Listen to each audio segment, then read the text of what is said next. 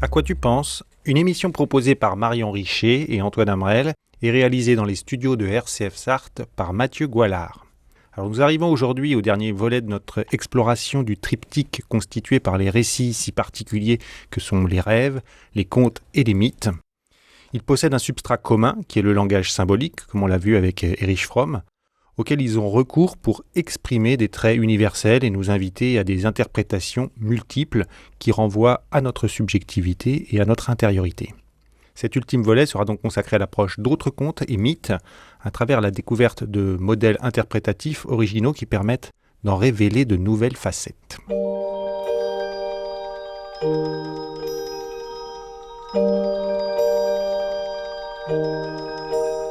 Alors on en a déjà parlé un petit peu lors de la précédente émission, mais si les contes et les mythes appellent à des interprétations très diverses, très variées, c'est justement parce qu'ils se gardent bien eux-mêmes en fait, de donner la moindre orientation très précise ou la moindre interprétation définitive dans leur propre contenu. Et en fait, cette épure formelle elle laisse ouvert justement le champ à multiples interprétations. Oui, mais si on reprend Fromm et on reprend la nature du langage symbolique, finalement, on n'a pas tellement besoin de charger la barque du récit par des interprétations. Ce serait méconnaître la force de ce langage symbolique qui, finalement, n'en a pas besoin, puisque l'image renvoie directement à un contenu de la vie intérieure. En tout cas, il fait écho, même si on n'est pas dans ce que d'ailleurs Fromm refuserait, dans le dictionnaire, ça signifie ça exactement. En tout cas, ça fait écho. Donc c'est un référentiel qui est personnel ? Qui est personnel et universel. Souvenez-vous de la qualité du symbole dans le mythe, le conte et le rêve, c'est l'universalité. Ça parle à tout être, qu'il soit né il y a 10 000 ans ou dans 10 000 ans ou à n'importe quel endroit de la Terre. Oui, c'est ce qu'on a évoqué à travers les figures de l'eau, ou du feu, des choses qu'on retrouve dans toute culture, qui ont à chaque fois un peu la même puissance évocatrice en tout cas. Tout à fait. D'ailleurs, le feu est présent dans le conte de la petite marchande d'allumettes qu'on va voir maintenant. Comme dans l'émission précédente, nous allons prendre le temps d'écouter le conte de la petite marchande d'allumettes, et aussi après voir quelles sont les lectures qui peuvent en être faites. Donc la petite marchande d'allumettes est un conte de Hans Christian Andersen qui publia en 1845.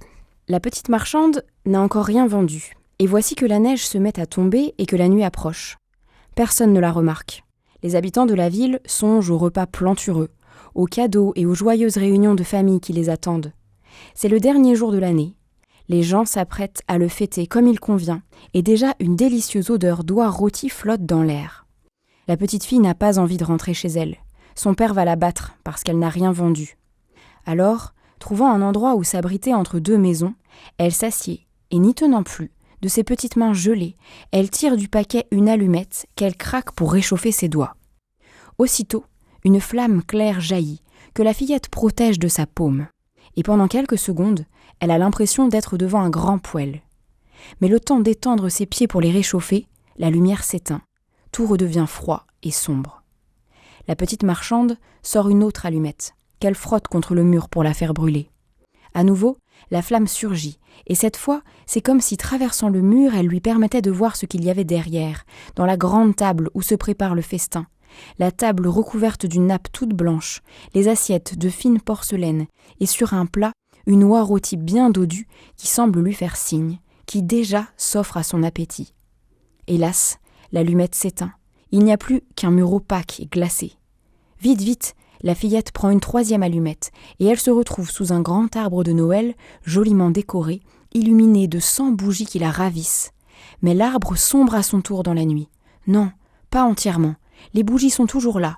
Elles montent vers le ciel, si haut qu'elles deviennent des étoiles. Une des étoiles tombe, en laissant une trace lumineuse.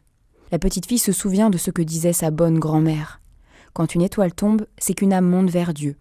Grâce à une quatrième allumette, la bonne grand-mère lui apparaît dans un halo, et aussitôt la fillette la supplie de l'emmener avant de disparaître, comme l'ont fait le poêle, l'oie farcie et le grand sapin de Noël. Pour retenir sa grand-mère, pour en garder la douce présence, la petite craque toutes les allumettes restant dans le paquet.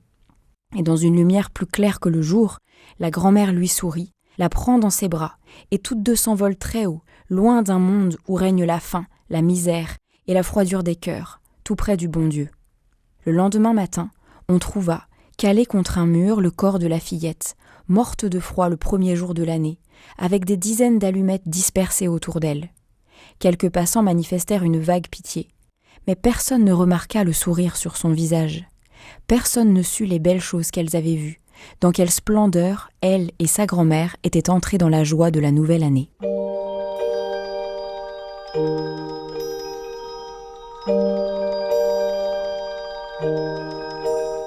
Alors de prime abord, c'est un conte aussi un petit peu énigmatique, qui semble véhiculer quand même des choses assez tristes. Voilà, la mort de cette petite fillette dans le noir, dans la neige, dans le froid, et pourtant le conte se finit par un sourire un peu énigmatique qui échappe aux passants. Oui.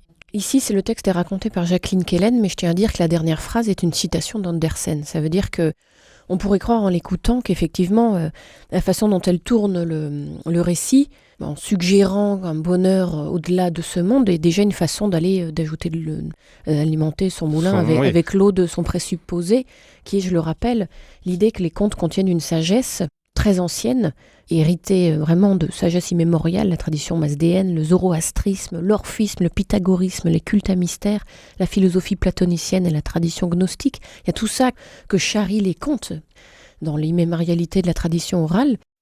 Et donc, si je rappelle le postulat, les contes transmettent une sagesse qui s'occupe avant tout de l'univers invisible et pas de l'univers visible. Donc on pourrait penser que Jacqueline Kellen oriente un petit peu déjà le conte. Or, la citation est quand même d'Andersen. Ça veut dire qu'il y a quand même quelque chose qui excède son interprétation, son orientation à elle. Mais effectivement, il n'y a rien de plus triste que cette histoire. C'est vraiment entre la petite marchande d'allumettes et Cosette, c'est vraiment ça tire les larmes, c'est évident. Surtout moi je voudrais parler de deux interprétations, celle de Jacqueline Kellen et puis celle de Clarissa Pinkola Estés dans Femme qui court avec les loups.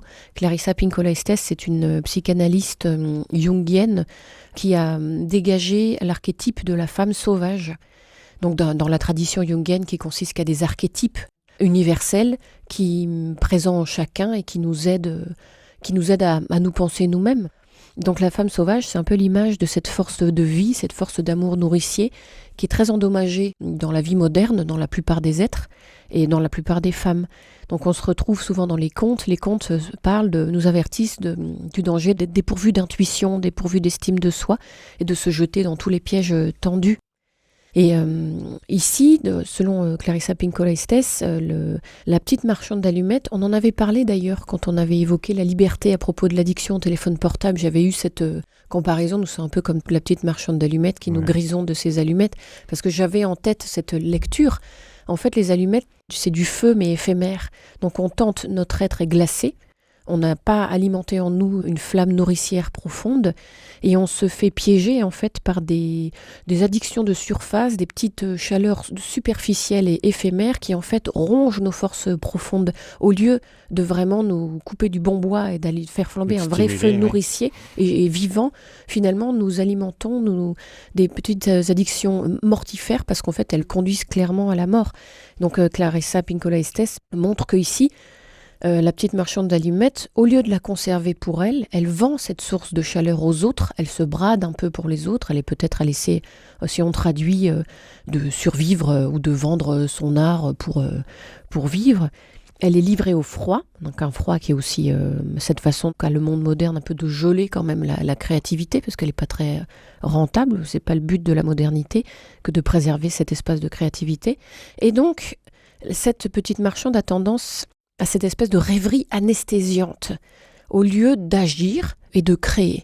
Et donc cette rêverie anesthésiante, je la trouve très parlante parce qu'elle inonde notre univers. Elle est partout, cette rêverie anesthésiante. Elle peut être certes dans l'alcool ou dans la drogue, mais il y a des petites rêveries anesthésiantes qui sont beaucoup plus répandues et beaucoup moins dénoncées comme des véritables poisons, et notamment l'addiction aux écrans et le fait que les écrans sont les séries consommées à outrance, la télévision avant, mais là c'est plutôt les séries, qui sont ces allumettes d'aujourd'hui dans lesquelles on se berce pour oublier un peu cette réalité-là, au lieu de la prendre à bras-le-corps.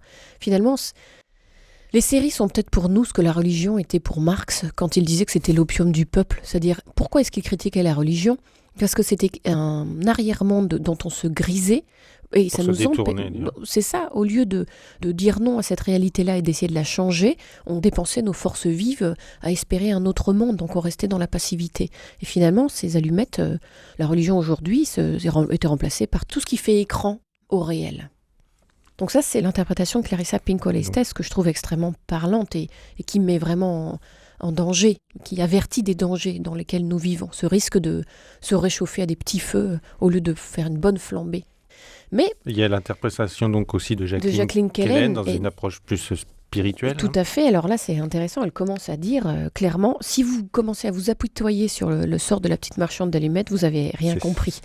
Donc on dit un peu intrigué, on se dit comment ça et en fait, on comprend clairement que c'est pas la petite marchande d'allumettes qui est à plaindre, c'est plutôt nous. Ce sont plutôt ces passants préoccupés, ou en tout cas aveugles, tout simplement aveugles aux réalités, qui sont uniquement enlisés dans le matériel, dans la consommation, qui sont contents de dévorer leur roi bien grasse et d'être bien au chaud dans leur petit confort, alors que la vraie vie, elle n'est pas là et que la seconde mort les attend clairement s'ils se bougent pas un petit peu. Et donc, c'est clairement la petite marchande d'allumettes, en fait, elle n'est pas à plaindre parce que déjà elle rejoint un monde, l'éternité, qu'elle est guidée par cette grand-mère qui n'est du coup pas une illusion, contrairement à ce qu'on pourrait penser. C'est vraiment l'idée d'une protection de l'au-delà qui la rattache à son origine céleste. Et en fait, ce texte nous dit que l'existe, selon Jacqueline Kellen, un lecteur qui s'apitoie sur le sort de la petite marchande d'allumettes ne prend en compte que le bref séjour terrestre, les réalités sociales, les difficultés de la vie de tous les jours. C'est déjà énorme. Alors, donc le conte est là pour nous faire une piqûre de rappel. La force de la réalité est puissante, mais le conte nous dit qu'il n'y a pas que ça. Alors que d'un autre point de vue, la fillette dispose du feu et de la lumière que symbolisent les allumettes, reste reliée au monde céleste et protégée par des présences invisibles. Selon quels critères jugera-t-on que telle personne est heureuse ou à plaindre ? À quelle aune mesure-t-on le parcours d'un homme ? À sa réussite, ses richesses, sa renommée, son bonheur sentimental ? Non. Dans un monde clairement où le bonheur a des critères matériels, professionnels, affectifs, et clairement, ce conte-là nous interpelle profondément. Et donc, ce que suggère ce conte, c'est que l'existence humaine, s'il n'y a que de la matière, est clairement désespérante. Il y a le sujet d'agrégation, j'ai appris ça, le concours à l'écrit de l'agrégation, et la question c'était, n'être humain est-il une chance ? Donc clairement, la condition humaine est tellement souffrante que je ne vois pas comment on pourrait dire que c'est une chance si on reste sans cette conception-là. Oui. Mais elle s'avère, continue Jacqueline Kellen, pleine d'espérance et de joie, si l'homme se souvient qu'il est gardien d'une petite lumière qui jamais ne s'éteindra. Les ambitions ne sont pas démesurées. Il ne faut juste pas oublier cette immensité éternelle qui est très très loin, mais dont nous sommes des dépositaires avec cette petite flamme. Simplement ne pas laisser s'éteindre cette petite flamme. Et chacun de nous, dit Jacqueline Kellen, ressemble à la petite fille aux allumettes. En dépit de notre statut social, donc attention, c'est pas parce qu'on est bien installé dans la société qu'on n'est pas cette petite marchande indigente qui se meurt de froid. Tout à fait. En dépit de notre statut social et de nos possessions qui souvent masquent notre désir essentiel. Pendant ce rapide passage sur Terre, qu'est-ce qui me fait vivre ? Donc la question, là, où ce vertige de ce conte, c'est en fait quand on se demande qui est mort, en fait, et qui est vivant. Et effectivement, le plus fort, c'est alors que il y a un peu un discours sociétal actuel qui consiste on se défend quand même, mais qui consiste à juger qu'une vie de précarité, une vie de pauvreté affective, une vie de maladie, par exemple, ne vaut pas la peine d'être vécue. Il y a quand même une tentation de penser comme ça, et ce conte nous renvoie à ce discours-là en disant « Quelle vie ne vaut pas la peine d'être vécue ? La tienne ou la sienne ?»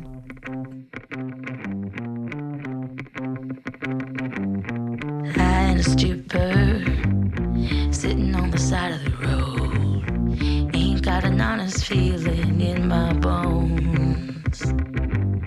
Felt like a fever, came on like a storm. But what I felt, it can't be helped no more.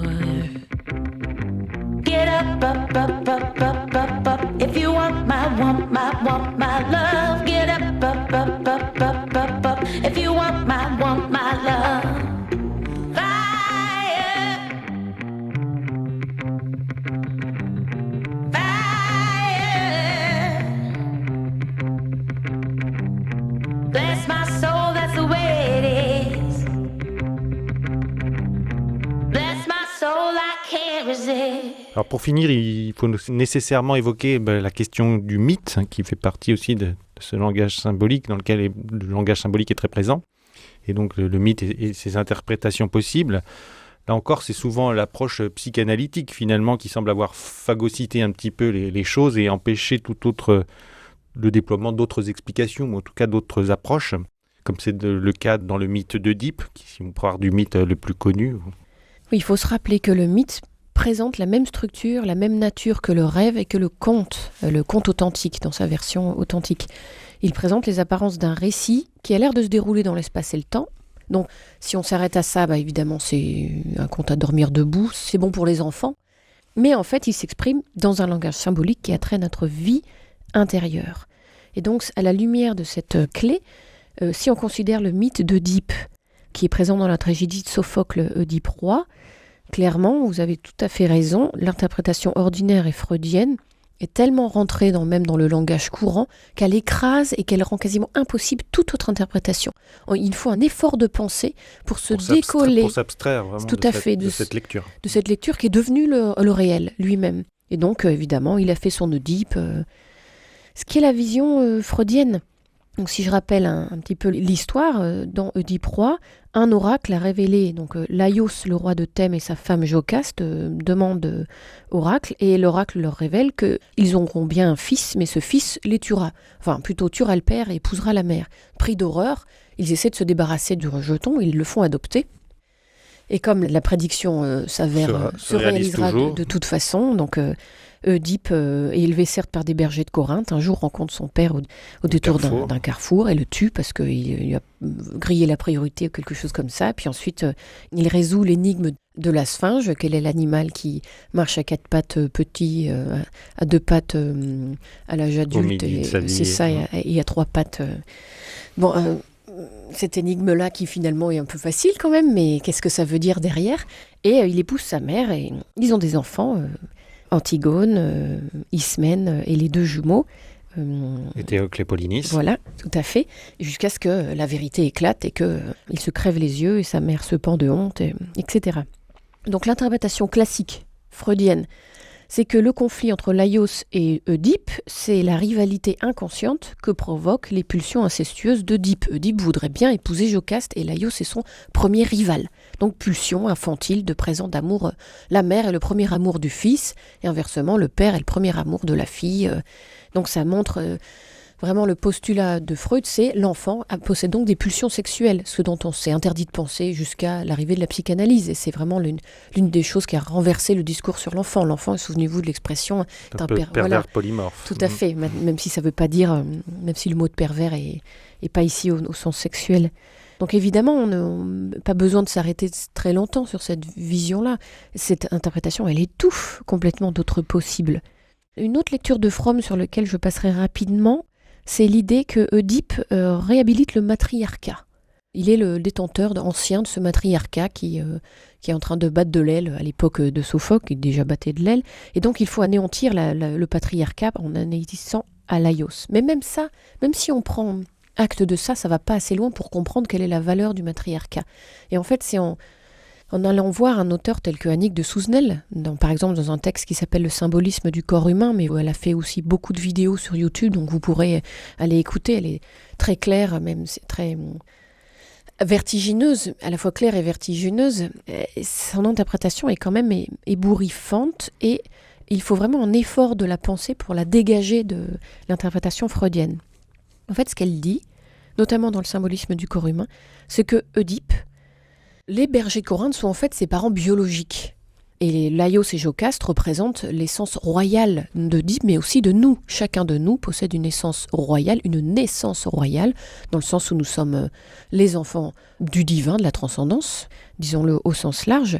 Mais nous avons une condition humaine, nous sommes élevés par des parents qui sont en fait des parents biologiques, qui sont presque des parents d'adoption, si on considère que notre nature est d'être cette naissance royale qu'il s'agit de recouvrir. Et donc Œdipe est nous tous, dans la mesure où nous devons retourner notre peau animale avec ses bas instincts pour épouser, et attention c'est là où ça devient fin et subtil et que ça éclaire beaucoup de choses, épouser ce féminin intérieur, où se trouve le divin encore inaccompli que nous sommes destinés à être. Donc voilà, là on a tout résumé à Annick de Souzenel, donc il n'y a plus qu'une vie pour comprendre ce que ça veut dire. En fait, Pour Annick de Souzenel, donc clairement, Adam et Ève, c'est mal traduit. Donc le problème, c'est qu'on a des textes qui sont traduits de façon infantile, à la mesure de la compréhension dont on était capable à l'époque. En fait, Ève n'est pas du tout un morceau de la côte d'Adam, ni d'ailleurs la coupable. C'est son féminin intérieur. C'est cet espace, cette réserve d'infini à l'intérieur de lui, encore inconnu, qui est du divin possible, où il peut, s'il l'épouse, s'il la reconnaît, il l'explore sans en faire d'elle un ennemi ou sans la stériliser totalement, il peut se devenir divin, devenir ce Dieu qu'il est potentiellement. Donc elle s'inspire beaucoup de la théologie orthodoxe, mais, les théologiennes, oui. mais pas seulement, aussi des textes de la Kabbale, de l'hébreu. Elle reprend vraiment les textes Ancien Testament avec l'hébreu qu'elle retraduit. Et donc Oedipe, finalement, c'est l'humain réalisé. C'est pas du tout ce tordu qu'il ne faut pas être. C'est ce que tout homme devrait être, c'est-à-dire quelqu'un qui naît avec une ascendance biologique, avec une généalogie, mais qui en fait est destiné à épouser son féminin intérieur. C'est-à-dire cet espace où il pourra non pas prendre son catéchisme extérieur, ou apprendre des dogmes extérieurs qui n'ont rien à voir avec lui, mais vraiment faire l'expérience de cette présence divine à l'intérieur de lui. Et ce qui est très fort avec Annick de Souzenel, c'est pas du tout... J'allais dire Cuicui les petits oiseaux, c'est pas du tout romanesque. C'est comment est-ce qu'on accomplit ce divin en rencontrant ces monstres, dont notamment la sphinge, qui est le symbole de ce féminin intérieur non encore épousé, qui devient agressif, qui devient monstrueux, parce qu'il est mis à distance. Autrement dit, la clé... Qui devient dévoratrice, faute d'avoir été reconnue et épousée. Et la clé, c'est donc de regarder un à un tous ces bas instincts, tous ces animaux qui hurlent à l'intérieur de nous, de les nommer. Et se fait ce qu'elle appelle à ce moment-là un travail divino-humain, ça se retourne, et cette énergie qui était en fait présente mais mal canalisée, donne son information, comme elle dit, et nous permet de construire brin à brin, heure après heure, jour après jour, tout le long d'une vie, ce fameux arbre de la connaissance que nous avons à être vraiment. Donc voilà un peu de façon très très rapide tout ce qui est derrière la lecture d'Oedipe. Donc effectivement, cette lumière, Jocaste n'est pas du tout... D'ailleurs, Jocaste, c'est qu'une partie de nous-mêmes. C'est pas du tout cette mère qui se... extérieure, désespérée, morte de honte.